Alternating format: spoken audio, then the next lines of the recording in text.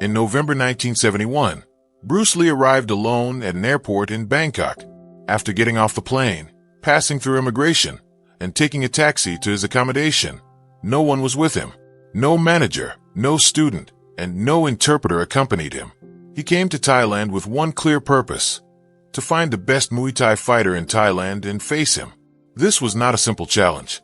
He came to learn, to understand, and to test for himself how far his limits could go.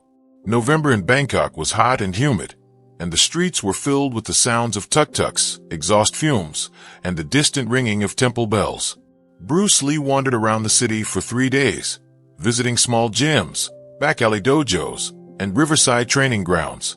He met coaches, observed fighters, and repeated the same question: who is the strongest? Who should I fight to truly learn Muay Thai? Most people named the current champions, the young fighter known as the Prince of Lumpini Stadium, and the ruthless legends of Rajadamnern. But Bruce Lee was not satisfied with those answers. He did not come to learn flashy techniques. He came to understand the fundamental principles of Muay Thai. On the morning of the third day, Bruce Lee found an old gym near Chinatown. It had a cement floor, a few worn-out sandbags, and was filled with the smell of sweat.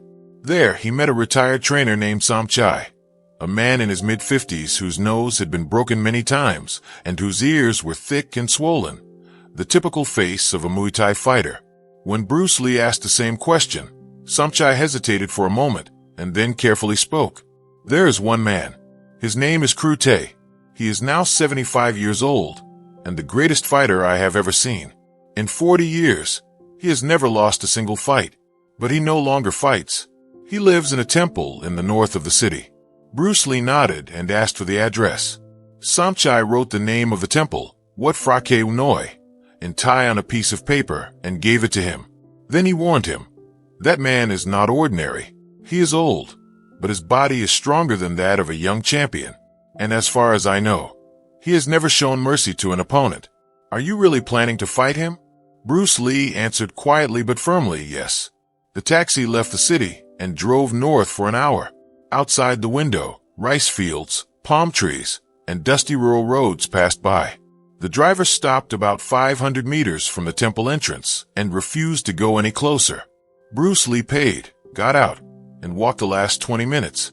At 2 p.m., the sun was high, the air was hot, and in the distance, the sounds of birds, bells, and wind could be heard. Wat Phra Noi was an old but beautiful place. Golden Buddha statues, white walls, and red-tiled roofs stood quietly under the afternoon sunlight. Bruce Lee removed his shoes and entered the courtyard, where he saw the old man for the first time. Under the shade of a tree, sitting on a low chair and drinking tea, was a man. He was 188 centimeters tall, 75 years old, bald, wearing a white monk-on headband, white shorts, and white hand wraps, sitting barefoot. His body was difficult to describe. It was not the body of a 75-year-old man. His shoulders were broad and solid, his arms were full of muscle, and his chest held the shape carved by decades of training. Most striking were his hands, large, scarred, thick-knuckled hands, the hands of a warrior who had thrown thousands of punches and endured countless battles. The old man took a sip of tea, looked at Bruce Lee, and said nothing. With his eyes, he asked only one question: "Why have you come?" Bruce Lee bowed in the temple manner, raising his hands to his forehead and bending deeply, then spoke the only Thai sentence he had learned in 3 days: "I want to fight you." The old man remained silent for 5 seconds, then slowly stood up. His movements were not those of a 75-year-old. They were fluid, balanced, and powerful. He slowly looked Bruce Lee up and down, a body that was 167 centimeters, 61 kilograms. Young, fast, and confident. The old man nodded, said something in Thai, and a nun from behind the temple came forward to translate. "Krute says, I will fight, but there is one condition. Until one of us finishes it, no one stops." Bruce Lee nodded, but then came another rule no one expected. The old man spoke again, and the translation followed. "There is no time limit, no rounds, no referee. Either you give up, or I do." Bruce Lee paused. This was unlike any sparring he had ever experienced. No rules meant no safety, and it meant someone could truly get hurt. But he had come this far and could not turn back. He nodded and said, "I agree."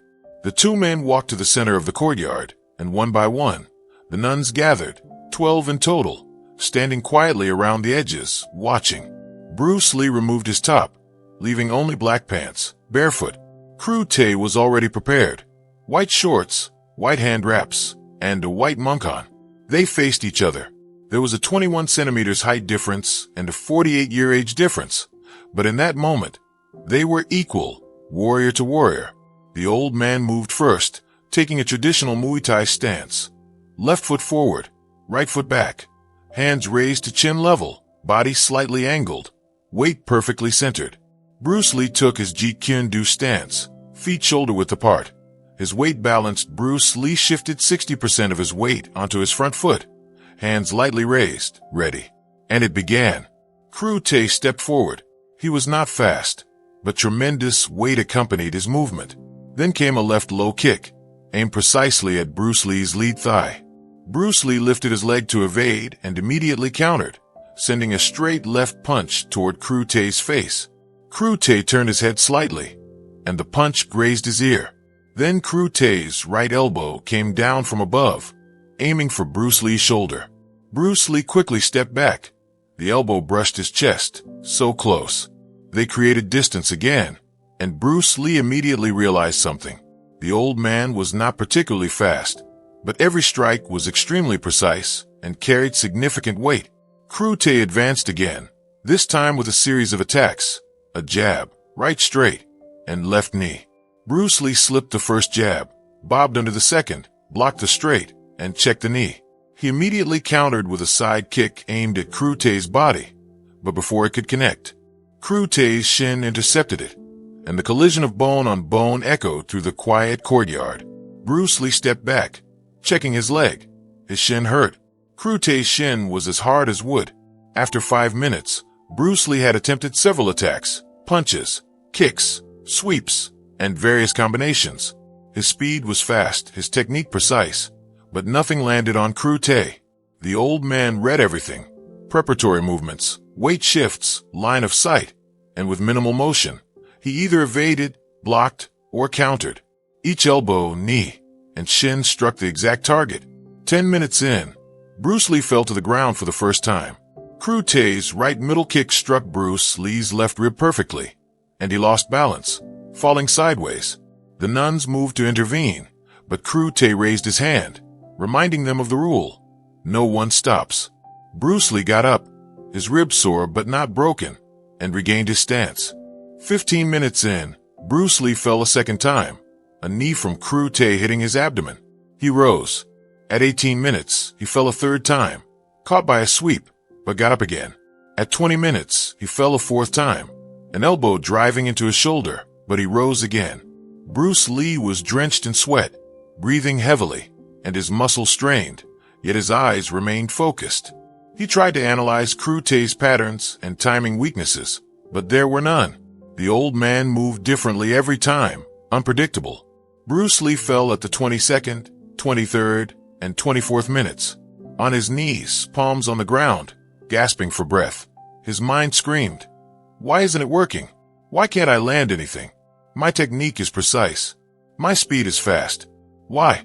Then, in that moment, he realized the problem was not technique. It was the mind. He had been overthinking, analyzing, calculating, predicting. His mind was a prison. Crew Tay did not think. He simply reacted, seeing and moving as he was. Slowly, Bruce Lee stood. It was the 25th minute. Crew Tay approached again, the same stance, same weight, same focus. But this time something was different. Bruce Lee stopped thinking, analyzing, and predicting. He simply observed. Crew Tay moved left jab. Bruce Lee did not evade. Instead, he moved with it, slipping sideways along its path. Crew Tay's right straight followed. Bruce Lee did not block but moved inward. The punch passed by his head. Then, at that instant, Bruce Lee's right foot moved. A side kick aimed at Crew Tay's lead knee. It was pure reaction. No thought, no calculation. The kick connected. Crew Tay's knee buckled inward, his balance broken. And for the first time, the 75-year-old giant wavered and fell, one knee to the ground. The courtyard went silent. The nuns held their breath, and even the wind seemed to pause. Crute looked up at Bruce Lee and smiled, a deep, warm, sincere smile. He slowly rose, walked to Bruce Lee, and placed his hand on his shoulder. Speaking in Thai, with the nun translating, "Your mind was a prison." The final technique was truth itself, beyond thought. Crute removed his white monk-on headband and handed it to Bruce Lee. "Take this. Only those who have fallen can truly learn." Bruce Lee carefully received it with both hands and bowed deeply. This occurred in November 1971 at Wat Phra Ke Noi, north of Bangkok. 12 nuns observed, and a 25-minute sparring session took place, with 9 falls, 1 connection, and 1 headband. Bruce Lee brought the white monk-on back to Los Angeles, placing it carefully on a shelf in the Chinatown dojo. When his students asked what it was, he simply replied, "I learned something important in Bangkok in 1971. He said no more. Even when a student tried to ask further, Bruce Lee just shook his head, ending the conversation. It is said that the headband remained on that shelf until Bruce Lee passed away. No one touched it, and Bruce never mentioned it again, but all who entered the dojo saw it and understood its significance. Some knowledge can only be gained through falling.